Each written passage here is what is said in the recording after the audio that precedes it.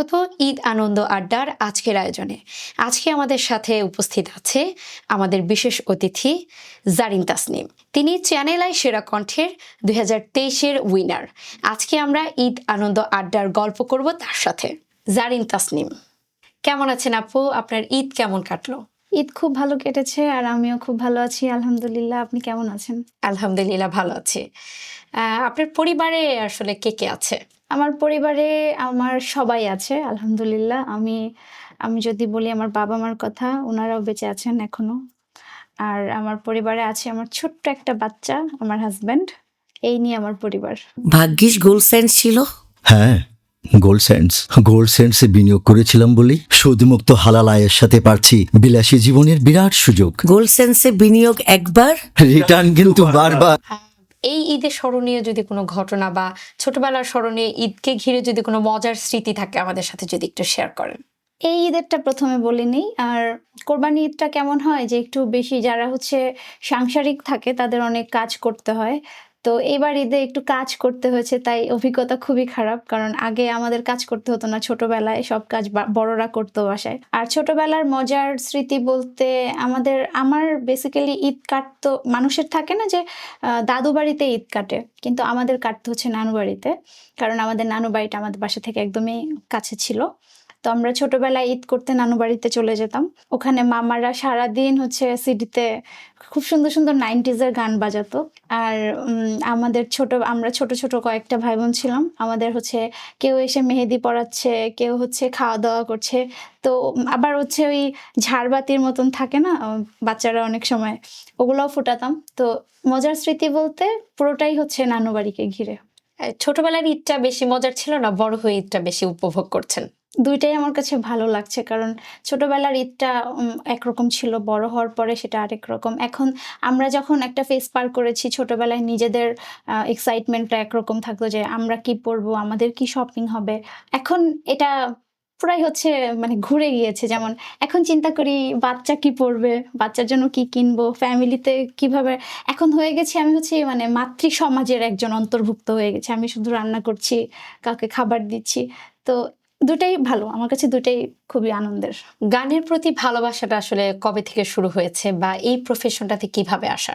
গানের প্রতি ভালোবাসা আমার আম্মুর জন্য, কারণ আমার মা খুবই সুন্দর একজন সিঙ্গার। আমার আম্মু খুব ভালো গাইতে পারে। আমার আম্মু ছোটবেলায় আমাদের এখানে কি লোডশেডিং হতো প্রচুর। তো যেহেতু আমি ময়মনসিংহে থাকতাম, মফস্বলের এরিয়াতে ছিলাম। তো আমাদের ওই যখন লোডশেডিং হতো, আমার মনে আছে আম্মু এই জায়গায় আমাকে শোয়াতো, তারপর গান শোনাতো। আম্মুর গান শুনে শুনে প্রথম গান শিখলাম সূর্যোদয়ে তুমি সূর্যাস্তে তুমি। এরপরে আমার মা হয়তো রিয়েলাইজ করছে যে আমি ভালো গাইতে পারি। দ্যাটস ওয়াই আস্তে আস্তে ওখান থেকেই ভালোবাসাটা, ভালো লাগাটা শুরু। এরপর গ্র্যাজুয়েশন যখন করলাম মিউজিকে, তখন সেটার উপর একটা রেসপন্সিবিলিটি চলে আসলো। চ্যানেলের জার্নিটা আসলে কেমন ছিল? এটা খুবই টাফ জার্নি। এটা যখন ক্যাম্পে ছিলাম তখন জীবনের প্রত্যেকটা রং আমার দেখা হয়ে গিয়েছে। ওখানে আপনি বলতে পারেন সমস্ত রকমের মানুষ ছিল। তাদের এক একজনের এক এক রকম মেন্টালিটি, এক একজন এক এক জায়গা থেকে এসেছে। কারণ চ্যানেল আই রিয়েলিটি শোটা তো পুরো বাংলাদেশ জুড়ে হয়। আর আমাদের এখানে প্রায় 33,000-এর মতন পার্টিসিপেন্ট ছিল। তো সবার এক এক রকম সাইকোলজি, সবার এক এক রকম কালচার, সবকিছু মিলিয়ে আমার কাছে ওই জার্নিটা বেশ রোমাঞ্চকর ছিল। আমার কাছে এটা অ্যাডভেঞ্চার বলতে পারেন। স্ট্রাগলটা কেমন ছিল আসলে? যেহেতু অনেক কম্পিটিটর ছিল, সেই ক্ষেত্রে আসলে এত একটা বড় জার্নি, এত হিউজ একটা কম্পিটিটরের মধ্যে প্রথম স্থানে যাওয়া, স্ট্রাগলিং পিরিয়ডের যদি কোনো বিশেষ স্মৃতি থাকে, সেটা মজার স্মৃতিও হতে পারে বা কারো কোনো কথায় কষ্ট পেয়েছেন, খারাপ লেগেছে, যদি একটু শেয়ার করেন। প্রথমে আমি আপনাকে বলি, স্ট্রাগলের কথা যেহেতু বললেন, ওখানে প্রত্যেকটা রাউন্ড ছিল আমাদের কাছে ফাইনাল রাউন্ডের মতন। কারণ আমি যদি এলিমিনেট হয়ে যাই, নেক্সট রাউন্ডে আমি আর যেতে পারছি না। সো দ্যাট এটাই আমার কাছে ফাইনাল, ওভাবে আমি কনসিডার করে আমার গান গাইতে হচ্ছে। আর আমার কাছে যেটা সবচেয়ে বেশি স্ট্রাগল মনে হচ্ছে, আমি প্রত্যেক এপিসোডে ডেঞ্জার জোনে ছিলাম। কেন ছিলাম? আমি চলে যেতাম কোনো না কোনোভাবে, আমার গলা শেকি হয়ে যেত, আমি একটু নার্ভাস হয়ে যেতাম। আমি ডেঞ্জার জোনে চলে যেতাম, দর্শকের ভোট আর হচ্ছে বিচারকের মার্কস নিয়ে আমি আবার নেক্সট রাউন্ডে চলে গিয়েছি, এরকম হতো। আমার একদম দূর দূরান্ত পর্যন্ত কোনো রকমের আশাও ছিল না যে আমি চ্যাম্পিয়ন হব। ইটস লাইক এ ড্রিম, যে আমার আর ওই ড্রিমটা আমি দেখিও নি ইভেন। এমন থাকে না যে মানুষের একটা ড্রিম থাকে, আমার প্রথম থেকে ড্রিম ছিল আমি সেরা কণ্ঠে যাব, ওখান থেকে আমি কিছু একটা নিজের একটা আইডেন্টিটি ক্রিয়েট করব। কিন্তু ওই যখন ডেঞ্জার জন্য বারবার চলে যাচ্ছিলাম মনে হচ্ছিল যে তাহলে বোধহয় জার্নিটা এখানেই শেষ করতে হবে। বাট আল্লাহর অশেষ রহমত যে আমি একদম ফাইনালিস্ট হয়েছি, ইভেন তারপর চ্যাম্পিয়ন হয়েছি, আলহামদুলিল্লাহ। এই পুরো জার্নিটার মধ্যে যদি কিছু মজার কোনো স্মৃতি থেকে থাকে আমাদের একটু শেয়ার করবেন। মজার স্মৃতি হচ্ছে আমাদের ডিরেক্টর ইজাজ খান স্বপন স্যার, যখন আমরা ক্যাম্পে ছিলাম তো উনি আমাকে প্রচন্ড রকমের ভালোবাসতেন, এখনো বাসেন। উনি এখন ইউএসএ তে আছেন।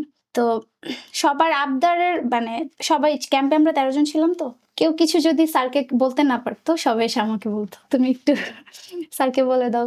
তো আমাদের হচ্ছে ক্যাম্পে যখন আমরা লাঞ্চ করতাম, আমাদের হচ্ছে অনেক দিন হয়ে গিয়েছে, আমরা গরুর মাংস মিস করছিলাম। তো একদিন সবাই বললো যে তুমি স্যারকে বল গরুর মাংসের কথা। তা আমি গিয়ে বললাম স্যার আমরা গ্রু খাবো, নট গরু, আমি বলেছিলাম আমরা গ্রু খাবো। তো স্যার খুবই কর্ডিয়ালি সেটাকে মানে খুবই ফান ওয়েতে অ্যাকসেপ্ট করে এরপর থেকে মানে একদম টানা 1 মাসের মতন 3 বেলা করে আমাদেরকে বিফ সার্ভ করা হয়েছিল ক্যাম্পে। তো এটা হচ্ছে সবচেয়ে মজার একটা স্মৃতি আমাদের। আর তাছাড়া আরো মজার স্মৃতি আছে, যেমন সন্ধ্যা টাইমে চায়ের একটা আড্ডা হতো। তারপর হচ্ছে আমাদের ম্যাম শ্রদ্ধেয় জাজেসরা আসতেন, যেমন সামিনা ম্যাম চলে আসতো, এসে আমাদের সাথে আড্ডা দিত। ওই ক্যাম্পের স্মৃতি আসলে ওটা মানে লাইফ টাইম, ওটা ভুলতে পারবো না কখনোই। আপনার প্রিয় গান কি? আমার প্রিয় গান অনেক। যদি আপনার সব থেকে পছন্দের গানের লিস্টের মধ্যে একটা গান আমাদের শোনান। একদিন স্বপ্নের দিন, যদি এটা একটু আমার প্লিজ। সবচেয়ে প্রিয় গান। এটা কি আমি এখন শোনাবো? হ্যাঁ, আচ্ছা। একটা লাইন যদি একটু শোনান। আমি প্রথমেই ক্ষমা চেয়ে নিচ্ছি দর্শকদের কাছে, আমি কখনো এই ধরনের এক্সকিউজ দেই না। আমি গতকাল রাত থেকে আমার গলা বসা, তারপরে আমি গাইবার চেষ্টা করছি, কোনো রকম ভুল হয়ে গেলে প্লিজ। একদিন হঠাৎ হাওয়া থামিয়ে আসা যাওয়া, প্রশ্নের জাল বনে শুরু হয় চাওয়া পাওয়া, শুধু সেই গান ভুলে অভিমান চোখে অকারণ, ঘোর বর্ষা নামে আসে না ফাগুন, মনিতে আগুন আসে না ফাগুন, মনিতে আগুন, এমন বিরহ জ্বালায় স্মৃতির মেলায় কাটে না আর দিন, একদিন স্বপ্নের দিন, বেদনার বর্ণবিহীন এ জীবনই যেন আসে এমনই স্বপ্নের দিন, এ জীবনই যেন আসে এমনই স্বপ্নের দিন। অনেক ধন্যবাদ, অনেক সুন্দর হয়েছে। Thank you. আপু, আপনি চ্যানেলাই সেরা কণ্ঠে যাওয়ার আগে হাবিব ওয়াহিদের সাথে ডুয়েট গেয়েছেন, শাকিব খানের সিনেমাতেও আপনি গান গেয়েছেন। আসলে এটা আসলে তখন তো এত পরিচিতি ছিল না, আসলে কিভাবে এই জার্নিটা কিভাবে হলো, শুরুটা শেষটা যদি একটু বলেন। আসলে ব্যাপারটা এরকম যে আমি হচ্ছে তখন ভার্সিটিতে পড়ি, তো করোনা সিচুয়েশন চলে আসলো, এর মধ্যে একদম পুরো বাংলাদেশ লকডাউন। তো তখন বেসিক্যালি বাসায় বসে গান প্র্যাকটিস করা ছাড়া তো আর কোনো কাজ তখন ছিল না, সবাই যে যার মতন একটা কোনো প্রোডাক্টিভ কাজ করতো। তো আমি তো গান নিয়েই ছিলাম। তখন হাবিব ভাইয়া, দেখেন হাবিব ভাইকে কিভাবে আমি রিচ করি। হাবিব ভাইয়ের প্রোফাইলটা মানে ফেসবুকে ভাইয়ার প্রোফাইলটাতে তখন অ্যাড পাঠানো যেত, তখন ওই অপশনটা ছিল। তো আমি জাস্ট মানে খেয়ালিতে রাতের বেলায় হাবিব ভাইয়াকে আমি অ্যাড পাঠিয়েছি। আর আমার ছোটবেলা থেকে ড্রিম ছিল যে আমি গান করলে অবশ্যই হাবিব ওয়াহিদের সাথে করব, কারণ সে আমার মানে মোস্ট ফেভারিট, মানে পরিচালক বলেন, কম্পোজার বলেন, গায়ক বলেন, সে জায়গা থেকে আমি একজন ফ্যান গার্ল হিসেবে তাকে অ্যাড পাঠাই। তো আমি সকালবেলা উঠে দেখি যে আমার মানে রিকোয়েস্ট অ্যাকসেপ্ট হয়েছে। তো আমি খুশি হব নাকি আমি মানে দুঃখ পাবো, এটা কি আসলে হাবিব ভাইয়ের আইডি ছিল নাকি ফেক আইডি ছিল, আমার কোনো আইডিয়া নেই। তো তখন আমাকে উনি নিজেই মানে নক করে বলল, তুমি কি মডেল হবা? আমি বলছি না ভাই, আমি সিঙ্গার হব। পরে বলে তুমি গান, আর ইউ এ মিউজিশিয়ান? আমি বলছি জি, আমি গান গাইতে জানি আর আমি গান গাইতে চাই আপনার সাথে। তখন সে আমাকে শ্রেয়া ঘোষালের কিছু ছোট ছোট গানের ক্লিপ পাঠায় যে এগুলো গেয়ে আমাকে পাঠাও তো। তো আমি তাকে ওগুলো গেয়ে খালি গলায় রেকর্ড করে পাঠাই। আর সে ফরচুনেটলি আমাকে সে পিক করে তার সাথে গান গাওয়ার জন্য। সে আমাকে অনেকভাবে অনেক রকমের গানের ডেমো সবকিছু পাঠিয়ে অনেকভাবে আমাকে সে মানে মানে বলে না যে গাইড করেছে। যাচাই করা যে আসলেই কি আমি গানটা। তখন আমি মানে যখন করোনা সিচুয়েশনটা শেষ হলো, এরপরে আমি ভাইয়ার কাছে আসি ঢাকায়। ভাই আমাকে নক করে যে তোমার জন্য গান রেডি করছি, আসো। তো এসে আমি ওই ফার্স্ট টাইম হচ্ছে হাবিব ওয়াহিদের স্টুডিওতে তার মাইক্রোফোনের সামনে আমি দাঁড়ালাম। ওইটা আমার জন্য আমি কি বলবো, এটা এটা একটা প্রত্যেকটা যারা সিঙ্গার ওদের সবার ড্রিম, এটা যেটা আমার পূরণ হয়েছে আলহামদুলিল্লাহ। এরপরে হাবিব ভাইয়া ওই একই বছরে আমার আরেকটা গান একদমই সলো, ও প্রথম গানটার শিরোনাম ছিল তুমি কি নামন। তারপরে আমাকে দিয়ে একটি সেমি ক্লাসিক্যাল গান ভাইয়া করায়, সেটা হচ্ছে তুমি আসবে ভেবে। ওইটা করার পরে সাকিব খানের মুভিতে আমি চান্স পাই। তো মুভিটার নাম ছিল গোলুই। তখন একদম মানে মুভি টুভি হচ্ছে না, আর করোনার পরে মুভি টুভি হচ্ছে না। ওই প্রথম একটা মুভি হলো যে ওখানে আমি গান গাইলাম, 2টা গান করি, 2টাই হাবিব ভাইয়ের সাথে, হাবিব ভাইয়ের কম্পোজিশনে। তো ওই মুভিতে গাওয়ার পরে হচ্ছে বেসিক্যালি সিনিয়র যে আপুগুলি আছে আমাদের ইন্ডাস্ট্রিতে যারা হচ্ছে চায় না বেসিক্যালি তারা ছাড়া অন্য নতুন আপকামিং কেউ আসুক, বা তাদের কেউ তো কারোর জায়গা ছাড়তে চায় না, তারাও অনেক তাদের জায়গায় যৌক্তিক। তো তারা ভাইয়াকে ফোন করে বলে যে আমরা এতদিন ধরে একটা মুভি হচ্ছে না, আমরা তো মুভিটা হলো, আপনি আমাদেরকে নক না করে একটা নতুন মেয়ে একদম নিউ ইন্ডাস্ট্রিতে আপনি ডেবু করাই দিলেন, এটা কেমন। তখন হাবিব ভাই বললো যেহেতু পরিচালনাটা আমার, সো আমি জাজ করবো এখানে কে গাবে না গাবে। তখন আমাকে হাবিব ভাইয়া বললো যে রিয়েলিটি শো থেকে বিলং করো না, তাই এরকম অনেক কথাই আসবে। দেন আমি রিয়েলিটি শো থেকে ওখানে যাওয়ার আমার মানে আমি আগ্রহ পাই যে ঠিক আছে তাহলে আমি রিয়েলিটি শোতেও যাব। তখন কি বলবে সবাই, তো আমি রিয়েলিটি শোতে যাই, উইন করি। এখন কেউ কিছু আর মানে ওই জায়গাটার কারণ নাই যে বলবে যে ও তো নতুন বা কোনো মানে প্ল্যাটফর্ম বিলং করে না। গোলুই সিনেমার যে গানটা আপনি গেয়েছেন ওইটা যদি খালি গলায় 2টা লাইন বলেন। গোলু সিনেমাতে আমি 2টা গান করি, একটা হচ্ছে একটা মেলার গান, আরেকটা হচ্ছে শাকিব খান আর পূজা চেরির হচ্ছে রোমান্টিক একটা গান। তো আমি রোমান্টিক গানটা করছি। হ্যাঁ, ভালোবাসার সময় এখন জড়িয়ে থেকো প্রাণে, ও মগ্ন আমি তোমার ঘরে, এই পৃথিবী জানে যদি গোনা পাই তোমায় আমি শ্রাবণ মেঘ হব, তোমারই মুখ চোখে রেখে মরণ ঘুমে যাব। বলো না জোছনা কত চাঁদ ছড়ালে, রূপালি রঙায় মেখে তুমি শুধু আমার হবে। অসংখ্য ধন্যবাদ, অনেক সুন্দর হয়েছে। Thank you. খালি গলাতেই মানে মধুর মতো লাগছিল সুরটা আসলে। এবার একটু পার্সোনাল প্রশ্নে যাই। সেটা হচ্ছে আপনি ম্যারিড, আল্লাহর রহমতে একটা বেবিও আছে। বিয়েটা কি আসলে লাভ ম্যারেজ ছিল না অ্যারেঞ্জ ম্যারেজ ছিল? Love marriage. মানে কতদিনের সম্পর্ক ছিল? ওই যে করোনা, আচ্ছা আচ্ছা। করোনার সময় রিলেশন হয় 2020-এর 29 সেপ্টেম্বরে, আর তারপর হচ্ছে 2022-এ বিয়ে। আচ্ছা, প্রপোজটা কে করেছিল? প্রপোজ আমার হাজবেন্ড করেছে ডেফিনেটলি। আপনি কতদিন পর আসলে এইটার রেসপন্স করেছেন? আসলে ও দেখতে এত সুন্দর, বেশি দিন আমি টাইম নেই, আমি লিটারেলি 3 দিনের মাথায় হ্যাঁ বলে দিয়েছি যে ওকে ডান। আসলে আপনার শ্বশুরবাড়ির ডিস্ট্রিক্টটা মানে কোন জায়গায়? আমার শ্বশুরবাড়ির ডিস্ট্রিক্টটা হচ্ছে বগুড়ায়, আর আমার শ্বশুর ছিলেন এক্স আর্মি অফিসার। উনি বগুড়া থেকে এখানে যখন মানে শিফট হয়েছে আর আমার চাকরির থ্রুতে, তখন উত্তরাতেই হচ্ছে পার্মানেন্ট অ্যাড্রেস। আচ্ছা। আমার হাজবেন্ডের আর আমার ভাসুরদের হচ্ছে জন্ম বেড়ে ওঠা ঢাকায়। তো ঈদের বিষয় যদি একটু জিজ্ঞেস করি, আপনার হচ্ছে সালামি পেতে ভালো লাগে না দিতে ভালো লাগে? আমি ফরচুনেটলি সবার ছোট, তো আমার খুব একটা দিতে হয় না। দিতে হয় হচ্ছে ওই ছোট ছোট আমার মানে ভাসুরের ছেলে মেয়েদেরকে। আমার একটা ননদ আছে, ওকে, কিন্তু সবাই আমাকে দেয়। আচ্ছা, আর না দিলে আমি জোর করে নিয়ে নিই। সর্বোচ্চ ঈদ সালামি কত পেয়েছেন? এবারেরটা তো কাউন্ট করিনি, তবে গতবার অনেক পেয়েছি। যেহেতু আমার ছেলেও নতুন, মানে প্রথমবারের ঈদ, তো ওকেও অনেক টাকা পয়সা ও পেয়েছে, তো ওর টাকা তো আমারই, মানে আমি নিয়ে নিয়েছি সব। তো আনুমানিক 18 থেকে 20-র মধ্যে আছে।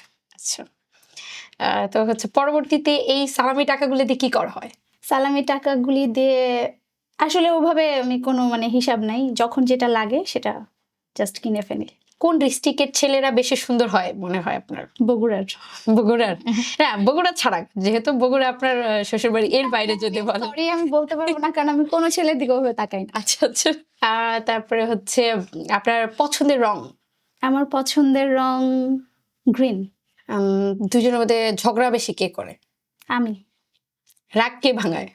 ও, আমি ঝগড়া করি, আমি রাগ করি, আমি দোষ করি, শুধু সরি বলেও। আচ্ছা, সর্বোচ্চ কতদিন রাখছিলেন, কথা না বলেছিলেন? এরকম দিনের হিসাব হয়নি, সর্বোচ্চ 5 থেকে 6 মিনিট। আচ্ছা, মাত্র? হ্যাঁ, আচ্ছা, এর মধ্যে হচ্ছে ও এসে কথা বলা শুরু করে দেয়। সংসার জীবনটা কেমন লাগে আপনার? ভালো, আলহামদুলিল্লাহ, খুবই ভালো। পছন্দের কোনো খাবার? সবচেয়ে পছন্দের খাবার আমার হচ্ছে বিফ। বাংলাদেশের কোন জায়গাটাকে মানে ঘুরতে যেতে আপনার বেশি ভালো লাগে? কক্সবাজার। সবথেকে ওখানে হ্যাঁ কতবার সবথেকে গিয়েছেন? পছন্দ আমার। 4-5 বারের মতন শুধুমাত্র ওর সাথে গিয়েছি। তাছাড়া ছোটবেলায় গিয়ে অনেক দিন ছিলাম, প্রায় 1-1.5 মাস। ওখানে আমার বোনের হাজবেন্ডের পোস্টিং ছিল, তো ওখানে গিয়ে অনেক দিন ছিলাম। রোজার ঈদ ভালো লাগে না কোরবানির ঈদ বেশি ভালো লাগে? দুইটার আলাদা ফিলিংস। রোজার ঈদটা খুবই আমার কাছে রুহানি লাগে, বিকজ 30টা দিন খুব মানে তখন মনে হয় যে স্রষ্টার খুব কাছাকাছি যাওয়ার একটা ওয়ে থাকে। আর কোরবানির ঈদটা হচ্ছে ওখানে তখন বেশি আর কি মনোযোগটা বেশি থাকে, গরুর কিনতে হবে, গরু কাটাকাটি। তো ওই জায়গা থেকে আমার মনে হয় দুইটা ঈদের আলাদা মজা, আলাদা ফিলিংস। তবে আমি সবসময় প্রেফার করব রোজার ঈদ, কারণ আমার কাছে পছন্দ বেশি রোজার ঈদ, কারণ একটা বছর পরে ঘুরে এই ঈদটা আসে, তখন আমার কাছে ওটা খুবই আনন্দের লাগে। ছোটবেলায় যদি ঈদের কোনো মজার স্মৃতি থেকে থাকে, যদি একটু শেয়ার করেন। ঈদের স্মৃতি ওই তো বললাম যে নানু বাড়িতে ঈদ করা হতো। বেশি মজার স্মৃতি বলতে ওই 90s-এর গান, যেটা হচ্ছে বিশেষ করে ফাল্গুনী পাঠাকের একটা হচ্ছে অ্যালবাম ছিল, ওই অ্যালবামটা সারাদিন বাজতো। আচ্ছা, ওই ওই অ্যালবামের প্রত্যেকটা গান আমাদের ভাই বোনদের মুখস্থ একদম। বিয়ের পরে আসলে ঈদ আসলে বিয়ের আগের কি জিনিসগুলা মিস করেন ঈদের সময়টাতে? এবার রোজার ঈদে সবচেয়ে বেশি মিস করেছি আমার কাজিনদেরকে, ভাই বোনদেরকে। আর হচ্ছে আম্মু যে জায়গাটাতে ছিল, আম্মুকে অতিরিক্ত পর্যায়ে জ্বালাতাম আমরা।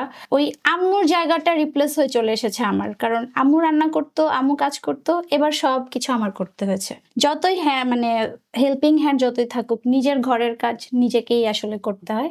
তো ওই জায়গা থেকে আমি মিস করেছি আমার মাকে খুব বেশি। গান নিয়ে আসলে কি প্ল্যান আছে ফিউচারে? আপনাকে বলা হয়নি, চ্যানেল আই সেরা কণ্ঠে 13 জন ফাইনালিস্টের মধ্যে আমার হাজব্যান্ডও একজন। আমরা দুজন মিলেই চ্যানেল আইতে যাই। আর আমার হাজব্যান্ড হচ্ছে মানে রানার্স আপ হয়েছে। তো আমরা দুজন মিলে গান নিয়ে প্ল্যান করেছি যে ওর কম্পোজিশনেই আমি গান করব। আর আমাদের কিছু গান রেডিও হয়েছে, সামনে আপনাদেরকে জানাবো, আসবে, আপনাদেরকে ইনভাইটও করব লঞ্চিং প্রোগ্রামে ইনশাল্লাহ। তো আমাদের গান নিয়ে প্ল্যানটা এখন এটাই যে মানে আমাদের কাছে যেহেতু আমি গানটা গাইতে পারি, তো নিজেদের ক্রিয়েশনগুলোই সামনে নিয়ে আসবো মানুষের। নিজেদের কম্পোজে গান আমি আর আমার হাজব্যান্ড লিরিক্স টিউন করি, ও হচ্ছে কম্পোজ করে, ও ভিডিওগ্রাফিও বানায়। তো ও হচ্ছে মাল্টি ট্যালেন্টেড, ও সব কিছুই মানে করতে পারে। সো আর অন্য জায়গায় গিয়ে হচ্ছে গানের রেকর্ডিং করার ওই ইচ্ছাটা আর করে না, বাট আমি করে যাচ্ছি, আমার মানে কাজ আসছে, কাজ করি, কিন্তু বেশি ইচ্ছা হচ্ছে নিজেদের কাজ দাঁড় আপনার কি করানো। ডুয়েট গাওয়ার কোনো ইচ্ছা Yes, আছে? হ্যাঁ হ্যাঁ। দর্শকদের উদ্দেশ্যে যদি কিছু বলতে চান। দর্শকদের উদ্দেশ্যে বলবো যে আপনারা এমন কোনো কিছুতে ভিউ দিন না যেখান থেকে হচ্ছে মানে যাদের অ্যাকচুয়ালি ট্যালেন্ট আছে, যারা অ্যাকচুয়ালি স্ট্রাগল করছে, তাদের সাথে ইনজাস্টিস হয়। আপনারা দর্শক, আপনাদের সবার হাতে এখন ওই পাওয়ারটা হয়েছে ইন্টারনেটের থ্রুতে কিংবা একটা অ্যান্ড্রয়েড ফোনের থ্রুতে। আপনারা ভালো কন্টেন্ট দেখেন, আপনারা ভালো কন্টেন্ট শেয়ার করেন, আপনারা এমন কিছু শেয়ার করেন যেটা থেকে মানুষ কিছু শিখতে পারে। প্লিজ দয়া করে আর কোনো হিরো আলম যেন বাংলাদেশে না আসে, এটা আপনাদের প্রতি আমার রিকোয়েস্ট থাকবে। ধন্যবাদ।